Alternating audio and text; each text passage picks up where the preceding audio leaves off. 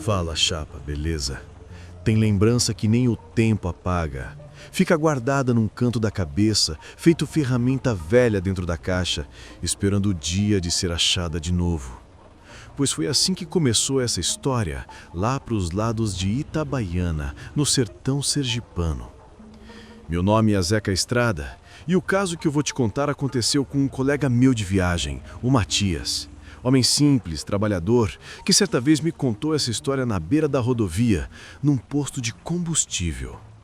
Ele me disse que tudo começou em 2018, quando o pai dele, o seu Gilson, teve a ideia de visitar o sítio onde cresceu, um lugar meio esquecido no meio do mato.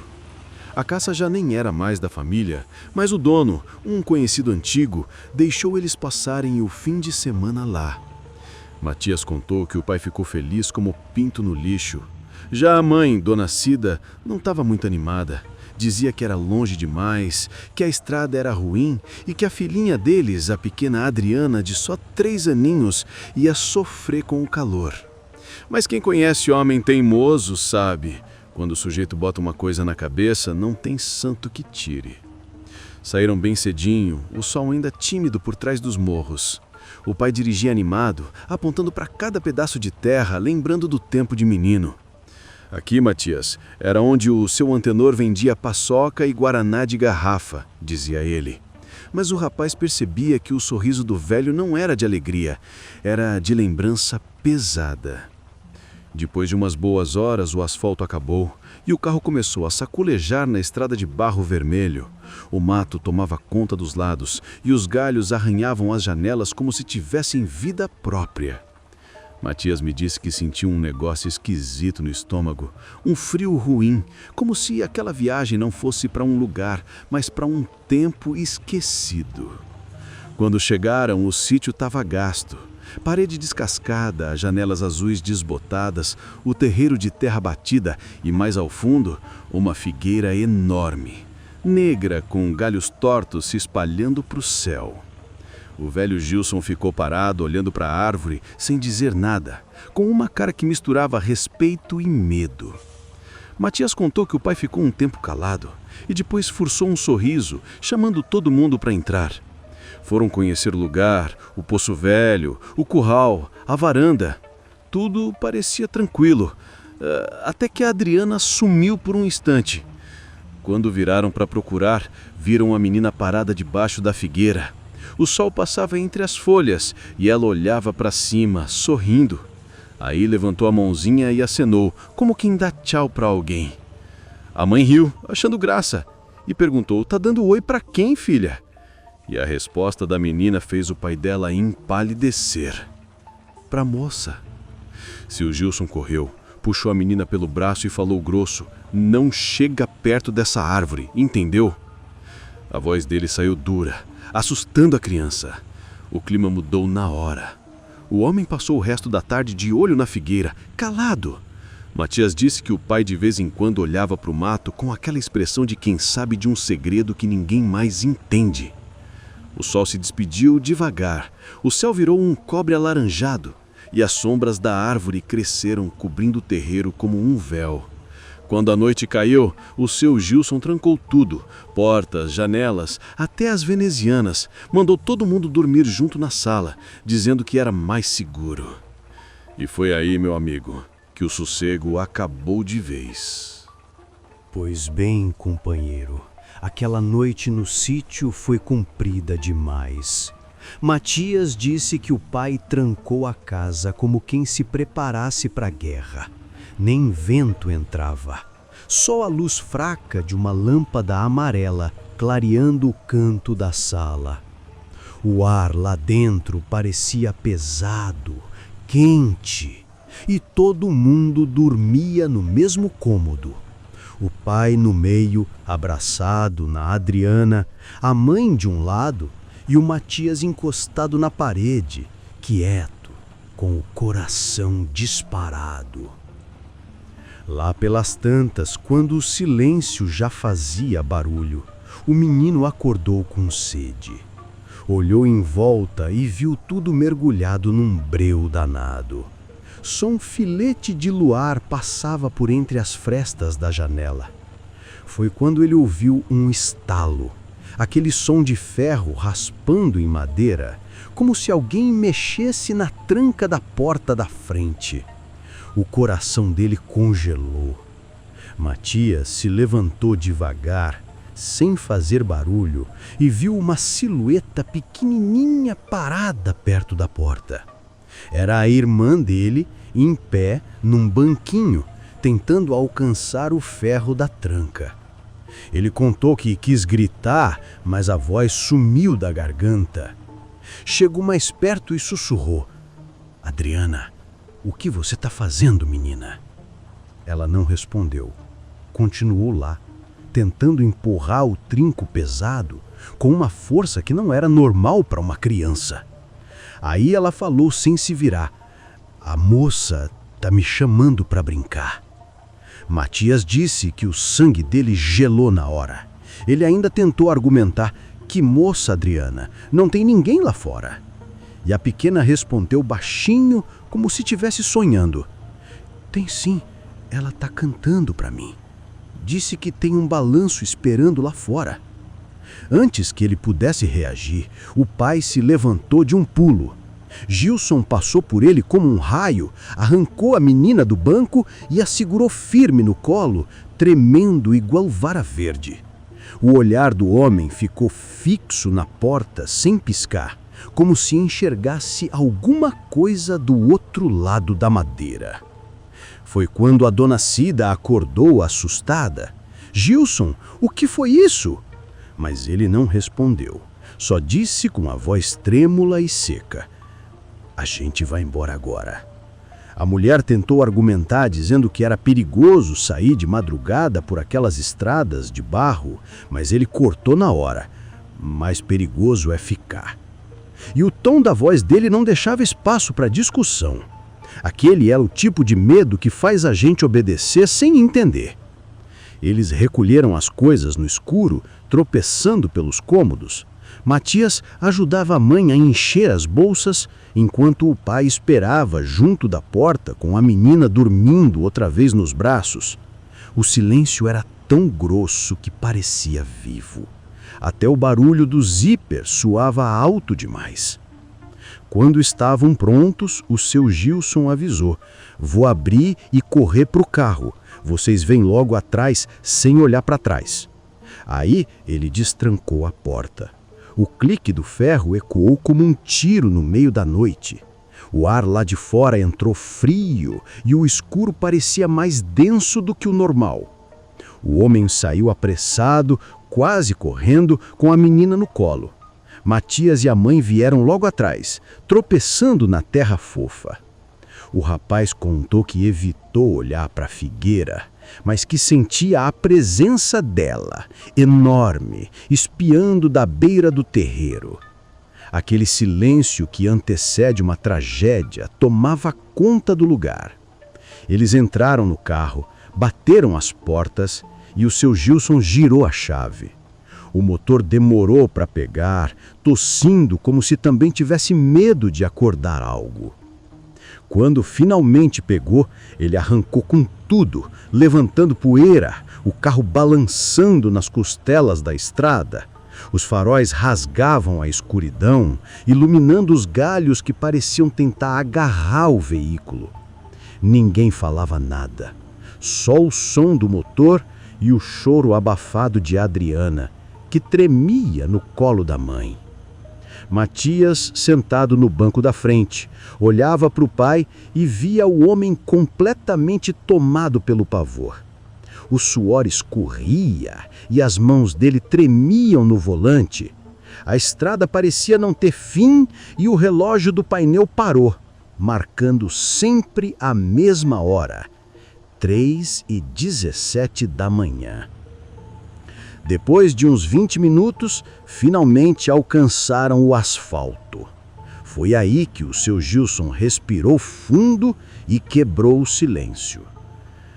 Quando eu era menino, a gente via coisa naquele sítio. Tinha uma mulher, uma sombra que ficava debaixo daquela figueira. Às vezes a gente ouvia ela chamando pelo nome, Dizia pra gente chegar mais perto que queria mostrar uma coisa. A dona Cida se inclinou pra frente, assustada. Que história é essa, Gilson? Ele respondeu baixo, quase num sussurro. Minha avó dizia que, muito antes da casa existir, uma mulher foi enforcada naquela figueira. Disseram que era bruxa, que fazia mal para as crianças. Desde então, a alma dela ficou presa ali, chamando quem fosse inocente o bastante para ouvir. Matias disse que o carro ficou em silêncio, só o motor cantando na estrada.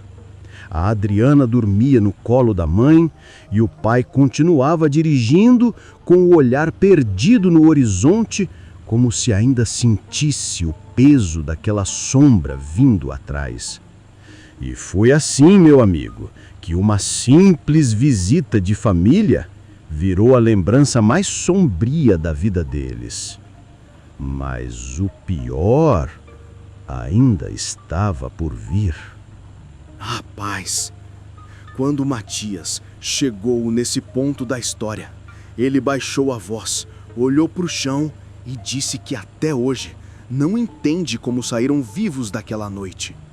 Depois que pegaram o asfalto, o pai manteve o pé no acelerador por uns bons quilômetros, como se tivesse medo de que algo viesse atrás.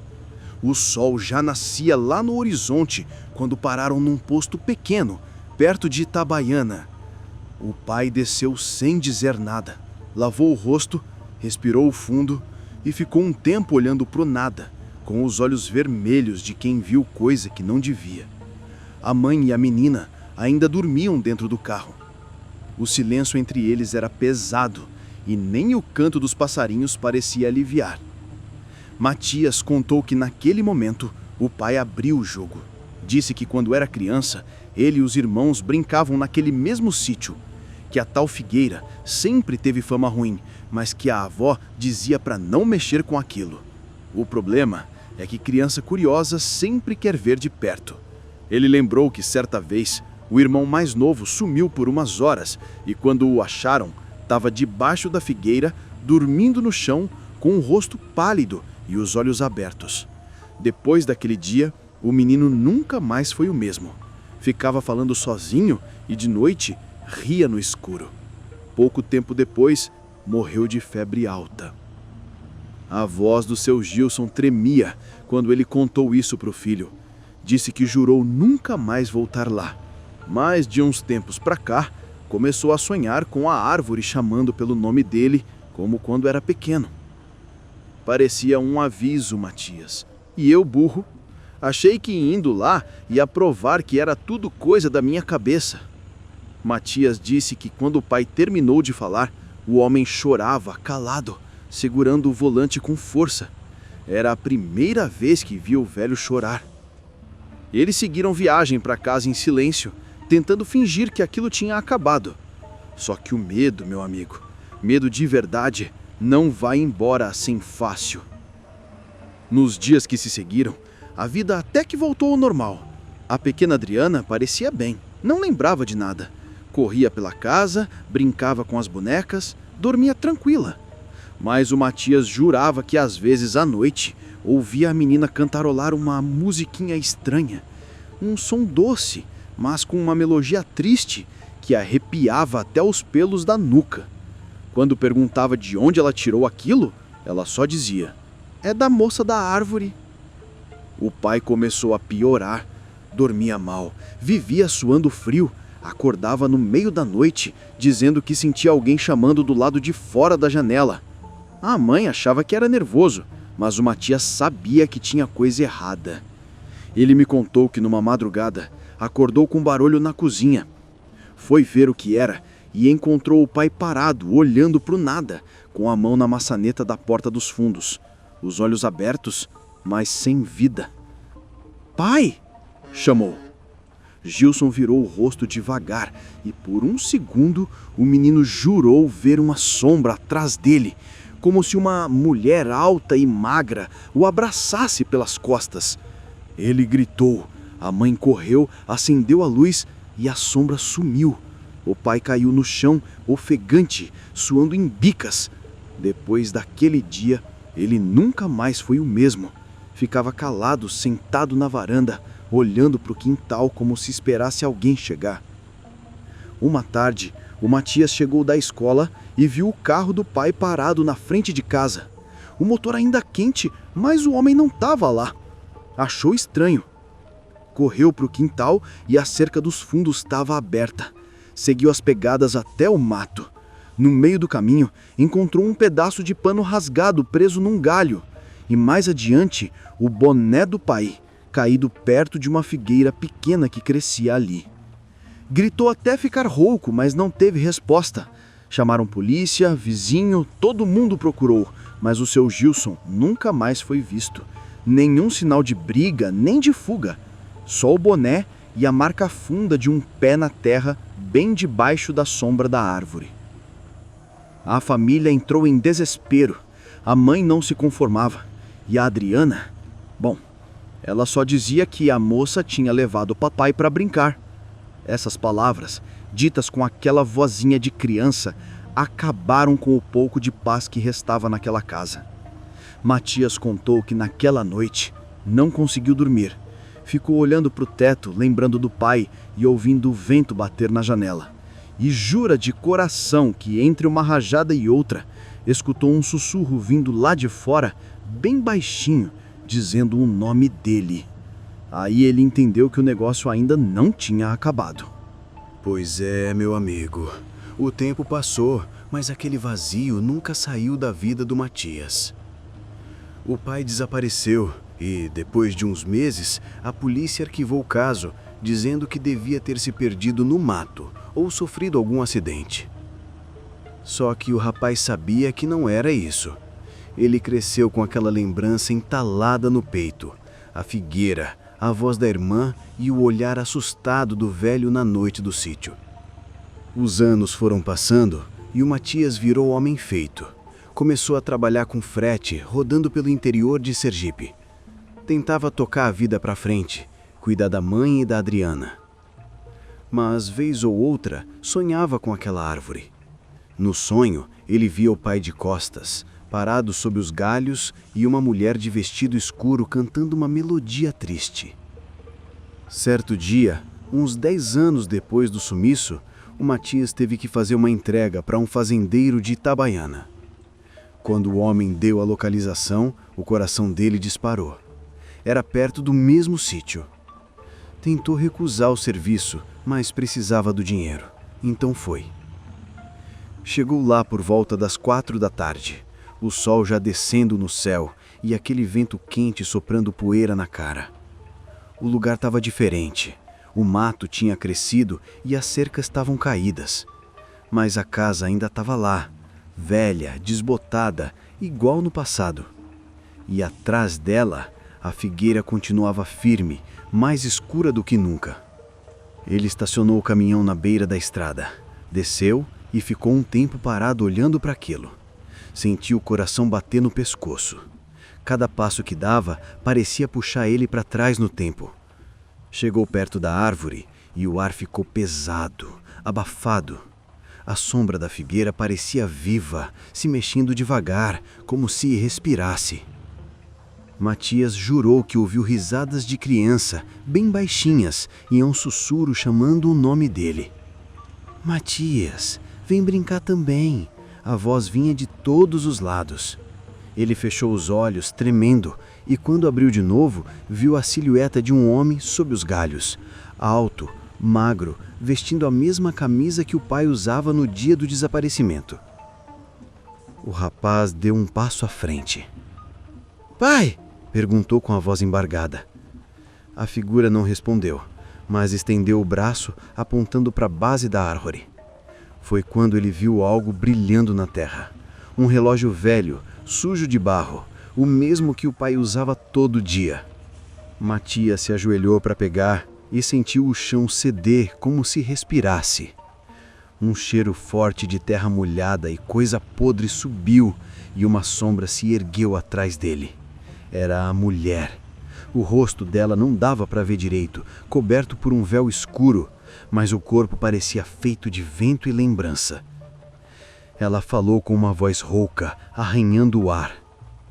Agora você veio. A família precisa ficar junta. Matias gritou, tentou correr, mas o pé afundou na terra e a escuridão engoliu metade do corpo dele. Foi então que ouviu um grito familiar vindo de longe. Matias, sai daí, pelo amor de Deus! Era a voz da mãe. A velha e cansada tinha ido atrás dele, desconfiada que ele voltaria ao lugar. A presença recuou e o rapaz conseguiu se soltar, cambaleando para trás. A mãe o puxou pelos braços e os dois correram até o caminhão. Quando olhou pelo retrovisor, jura que viu a sombra da mulher parada no mesmo lugar, segurando o relógio do pai na mão. Nunca mais voltaram lá. A área hoje, segundo ele, está abandonada. O sítio caiu e a árvore continua de pé como se nada tivesse acontecido. Meses depois, o Matias estava em casa com a irmã, que agora já era mocinha. Tava tudo tranquilo, até que ela começou a cantarolar de novo aquela mesma música, aquela melodia triste e doce. Ele perguntou de onde lembrava disso e ela respondeu rindo. Sonhei com o papai, ele disse que estava tudo bem, estava com a moça da árvore. Foi aí que Matias entendeu que algumas presenças não vão embora, só esperam um momento certo de chamar de novo. E eu, Zeca Estrada, te digo uma coisa, companheiro. Tem coisa nesse mundo que a gente não devia tentar entender. Às vezes o passado fica quieto, mas se a gente cutuca, ele acorda. E quando acorda, cobra caro. Então, se um dia você estiver rodando por Itabaiana e avistar uma figueira solitária no meio do nada, não para descansar debaixo dela. Segue viagem, faz o sinal da cruz e deixa o vento levar o resto. Vai por mim. E se gostou dessa história, meu parceiro, já deixa aquele like e comenta o que achou aqui embaixo. Quero saber se você acredita nessas coisas ou se acha que é conversa de estrada. E se quiser continuar nesse clima de arrepiar, assiste o último vídeo que eu contei, o caso do fantasma da estrada de Ariquimens. Clica ali e vem comigo, porque tem coisa que nem o farol alto dá conta de clarear.